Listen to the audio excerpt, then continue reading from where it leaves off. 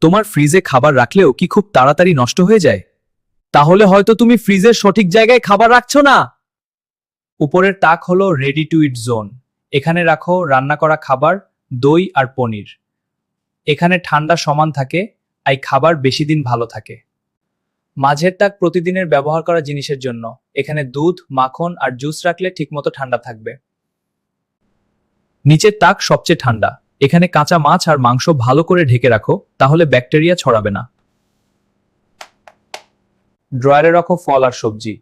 এখানে আর্দ্রতা ঠিক থাকে, তাই সবজি থাকে টাটকা। ফ্রিজের দরজায় রাখ সস, কেচাপ আর পানীয়, কারণ এখানে ঠান্ডা সবচেয়ে কম।